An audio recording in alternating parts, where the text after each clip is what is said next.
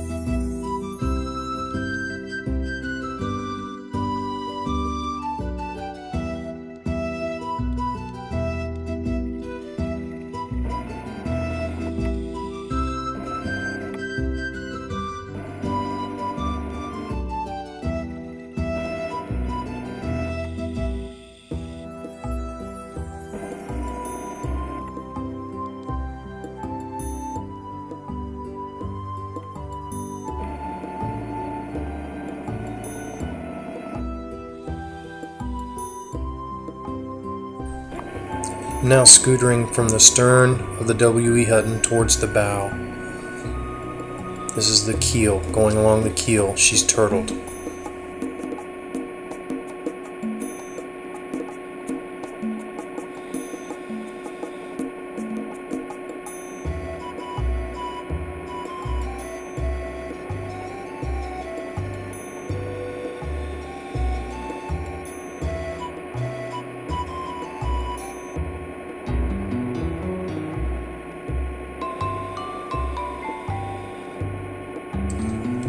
This is the large brake area on the W.E. Hutton amidships, which is consistent with the reports of the second torpedo causing great amount of damage amidships on the W.E. Hutton, which makes sense when you see the damage on the wreck site.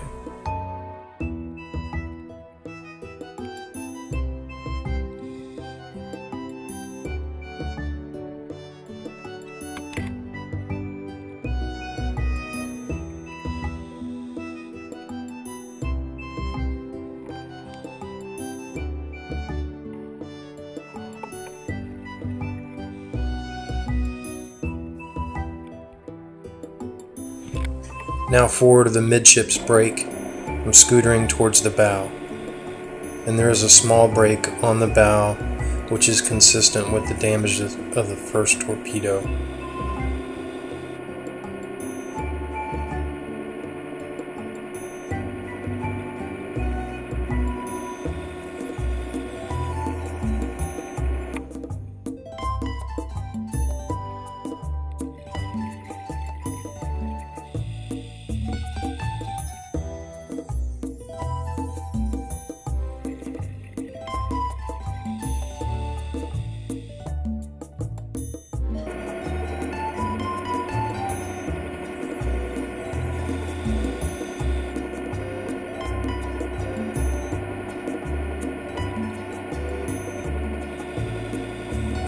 This is the bow of the W.E. Hutton, and as reported by Seaman James Cosgrove, the bow was separated, and you can see some of the starboard portion of the bow lying off the wreck site proper over here, which is consistent with Cosgrove's description of the damage from the first torpedo. There is anchor chain lying on the sand down here, and the anchors are also there. And there are some North Carolina groups which say this is inconsistent with Cosgrove's details of the wreck, but from what I've read, from what Cosgrove had to say, it's very consistent with the damage reported by him.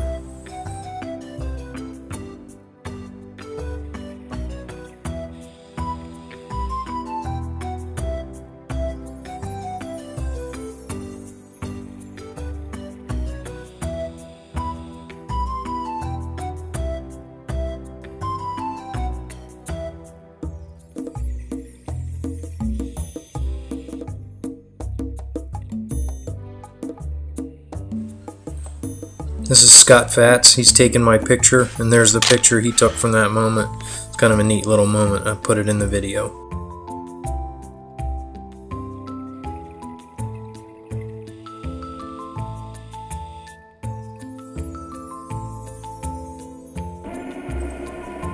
Now scootering back towards the stern on the port side of the W.E. Hutton, back towards the break.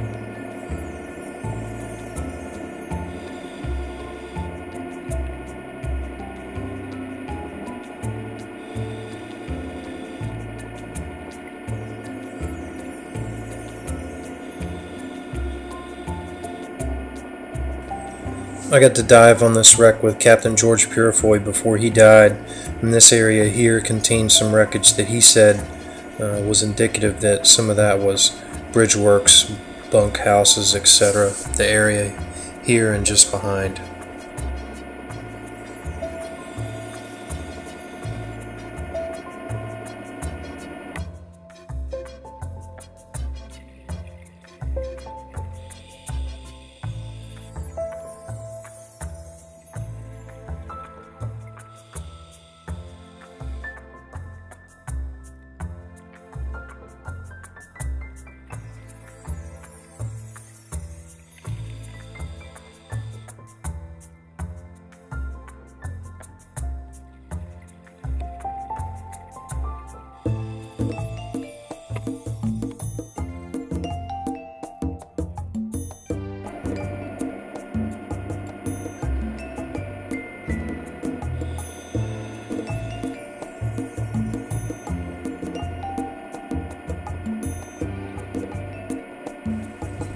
Back at the midship break here, this is where most of the damage is on the W.E. Hutton.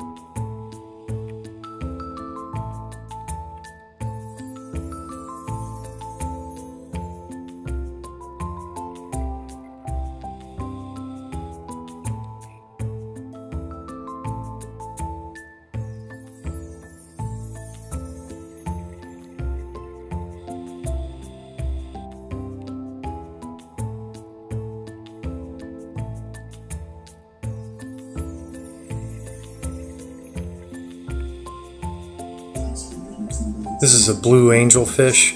It's one of my favorite fish in North Carolina.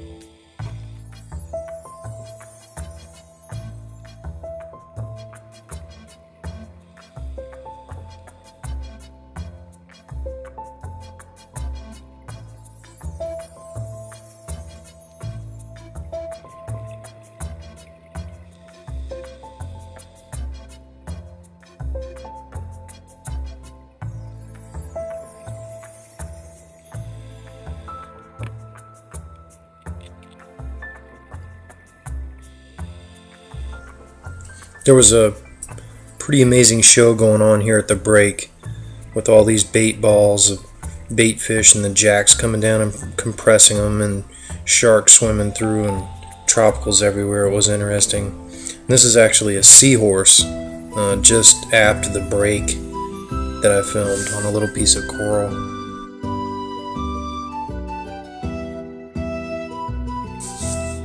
This is a blue tang. Blue tang.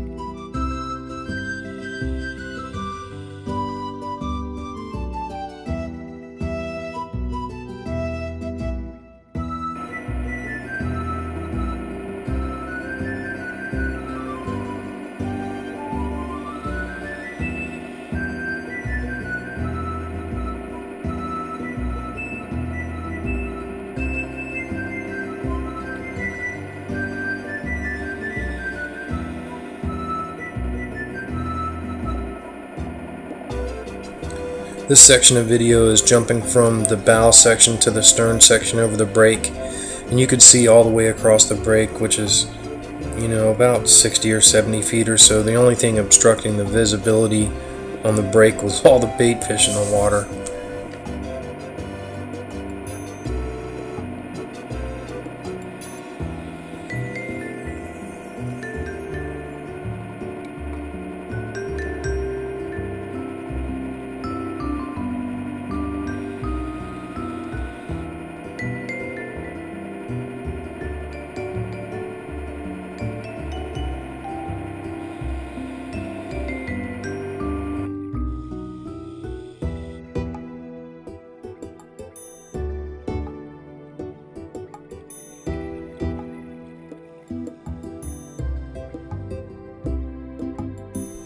Bye-bye, W.E. Hutton.